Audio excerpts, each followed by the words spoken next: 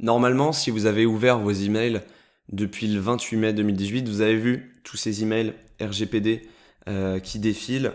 C'est assez agaçant parce que pendant quelques jours, on a dû en recevoir beaucoup, beaucoup, beaucoup. Mais c'est bien, les marques jouent le jeu. Donc c'est des emails à la fois qui vous préviennent de la mise à jour de leur politique de confidentialité ou alors des emails tout simplement qui vous demandent si vous voulez rester dans leur liste de diffusion. Donc tout ça c'est très bien. Rappel, qu'est-ce que la RGPD? Donc ça fait des années que on nous parle de données privées, de respect de l'internaute, de droit à l'oubli, etc., etc. Que des sujets pour moi qui sont intéressants. C'est bien qu'on en parle et c'est bien que la RGPD arrive enfin parce que la RGPD arrive donc avec un ensemble de valeurs basées sur la transparence, le respect, euh, la minimalisation des données, c'est-à-dire que c'est pas parce que vous donnez aujourd'hui votre email contre un e-book hyper spécifique que derrière on devrait vous envoyer des offres commerciales pour un produit qui n'a rien à voir avec la promesse initiale, etc., etc. Je trouve ça très bien que finalement on essaye de réconcilier les marques avec leurs utilisateurs, leurs clients, leurs prospects. Je trouve ça très bien pour notamment pour la vie privée et ce qu'on sait de vous, mais aussi sur juste l'expérience qu'on se fait d'Internet et en dehors. Donc moi je trouve ça très bien. Et alors c'est dommage parce que moi je vois pas mal de marques en fait là aujourd'hui qui se lancent dans des conférences, dans des même des webinars, des choses comme ça, en disant la RGPD a tué le gros hacking, a tué le marketing, etc. Ça pour moi c'est faux. C'est faux parce que à la limite si la RGPD aura un petit peu servi à tuer en partie le marketing non éthique, le marketing quant à lui il va pas bouger. Ça reste un domaine euh, évolutif, ça c'est sûr. Il faut toujours rester à la page, mais dans les faits, le marketing va rester, même si de l'autre côté, entre guillemets, on nous met des barrières où on peut beaucoup moins réaliser ce qu'on pouvait faire avant. Dans les faits, si eux, ce qu'ils appellent du marketing, c'est scraper des bases de données d'emails et leur shooter des emails dans l'espoir qu'ils vont en tirer des revenus tout de suite maintenant, si c'est créer des faux profils Facebook pour ajouter jusqu'à 3000 coiffeuses sur leur Facebook pour ensuite leur lancer une formation sur Messenger, si ça pour eux, ça c'est faire un vrai business, alors oui, la RGPD vient leur mettre une sacrée barrière dans les pattes. Mais bon, c'est comme ça. Et donc le but de cette vidéo, c'est pas évidemment de parler de Cambridge Analytica, de parler du cours de la bourse de Facebook. Est-ce que Mark Zuckerberg présente bien devant la cour? Tout ça, on s'en fout un peu parce que le but de la chaîne, c'est vous parler uniquement marketing. Et donc là, je vais vous lister, selon moi, les 5 points qui font que la RGPD aura changé le marketing sur Facebook Ads à tout jamais et peut-être avec d'autres choses qui arriveront derrière.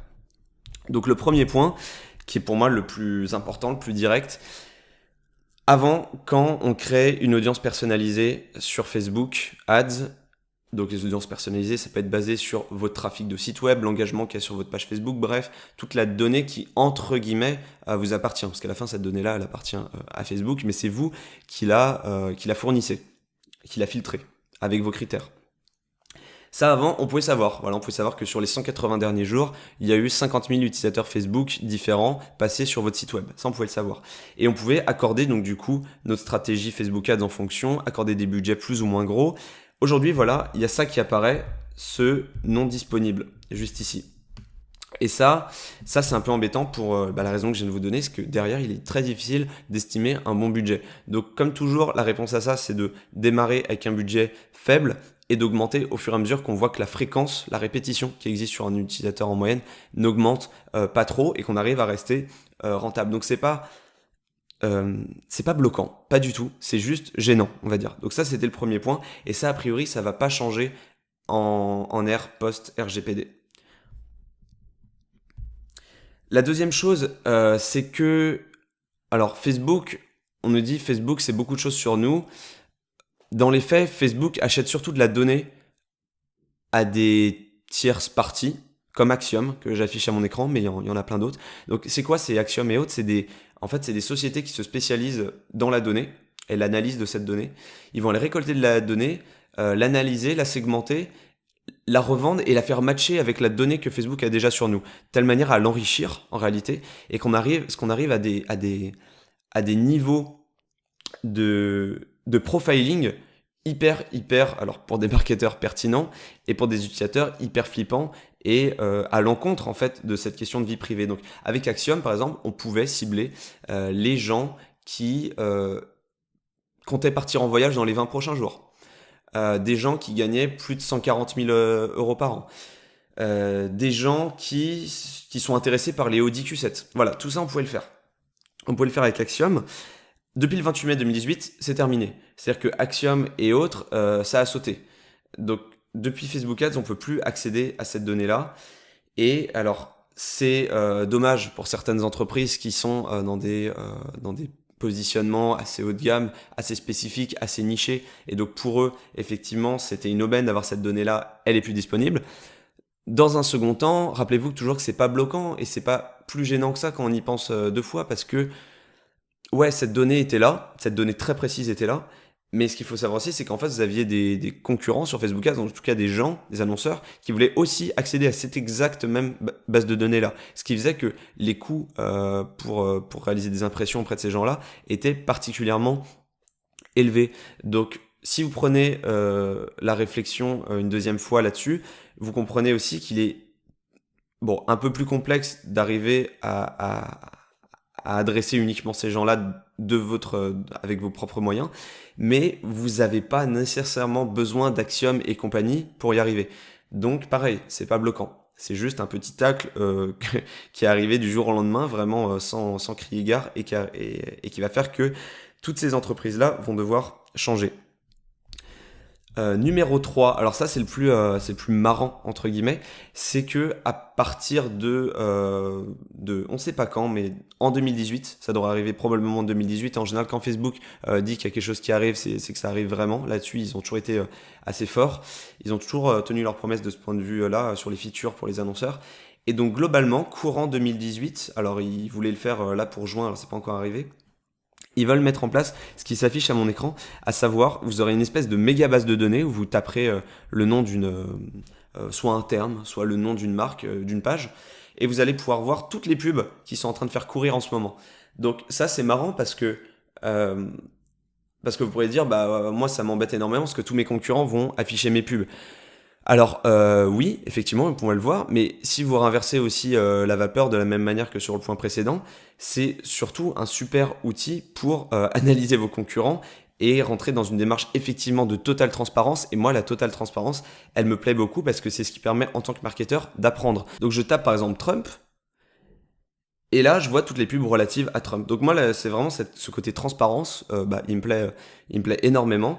Et ça, c'est quelque chose qui va arriver parce que les RGPD emmènent cette valeur de transparence, ce qui permet à la fois aux annonceurs et aux utilisateurs Facebook de savoir ce qu'il se passe, comment les marques communiquent, qu'est-ce qu'elles promettent à leur audience, à leur segment et au monde de manière générale.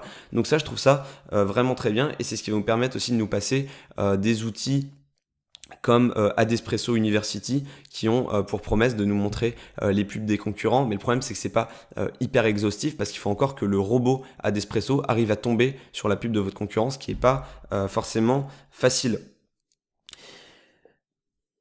Ensuite, dernière chose peut-être, et ça pour le coup ça peut être un peu plus embêtant, c'est-à-dire que jusqu'au 24 mai 2018 on pouvait cibler ce qu'on appelle pas, mais moi ce que j'appelais des unfair interests. Donc là en l'occurrence c'était plutôt des comportements, mais c'était catégorisé dans comportements.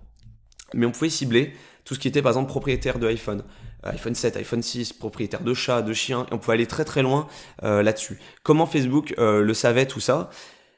C'est pas forcément en postant des photos de chats sur Facebook qu'on va vous catégoriser propriétaire de chats. Ça peut être le cas, mais Facebook allait évidemment algorithmiquement un peu plus loin. Et si, imaginons, vous passiez votre vie à acheter des croquettes pour chats sur Amazon, là, vous avez certainement plus de chances de tomber dans ce segment. Et ça, jusqu'au 24 mai 2018, c'était disponible. Et je peux vous dire que c'était extrêmement performant, ça marchait très très bien. Maintenant, c'est plus possible malheureusement, donc l'alternative, si elle existe, elle n'existe pas toujours, c'est par exemple dans le cas de, si je voulais cibler des propriétaires d'iPhone 7, chercher plutôt le centre d'intérêt iPhone 7. Donc dans le centre d'intérêt d'iPhone 7, il n'y a pas forcément que des propriétaires, il y a peut-être juste des gens intéressés par l'acheter ou juste qui ont interagi avec beaucoup de publications relatives à ce terme-là. Donc il n'y a pas forcément que des propriétaires, ce sera forcément peut-être moins bien en termes de performance, mais c'est la limite qu'on nous impose. Donc une fois de plus, moi j'aime bien voir la chose de cette manière en marketing, c'est de se dire, c'est pas grave que Facebook nous mette entre guillemets des bâtons dans les roues, qui nous promettent un avenir un peu moins bien en tant que marketeur. Dans les faits, ce qui est intéressant, c'est de savoir qu'en face de vous, vos concurrents de toute façon ne peuvent pas faire mieux. Donc dites-vous juste une chose, c'est que si avant, eux comme vous, ils se reposaient sur le comportement propriétaire de iPhone 7, ils vont peut-être même pas penser à se mettre sur le centre d'intérêt iPhone 7. Donc pensez plutôt à ça de manière positive, plutôt qu'en vous disant bah ça y est, c'est fichu, on peut plus faire de marketing. Donc voilà, ça pour moi c'était les 5 points qui résument bien l'impact de la RGPD sur Facebook Ads après le 24 mai 2018 et au 13 juin 2018, le jour où je tourne cette vidéo. Il va y avoir d'autres nouveautés, c'est sûr, des trucs plus ou moins marrants. Donc moi, tout le côté transparence, le côté on peut voir les pubs des concurrents, moi je trouve ça extrêmement bien parce que c'est ce qui permet aussi en tant que marketeur de nous enrichir et de devenir meilleur à notre job. Ça, j'en suis persuadé.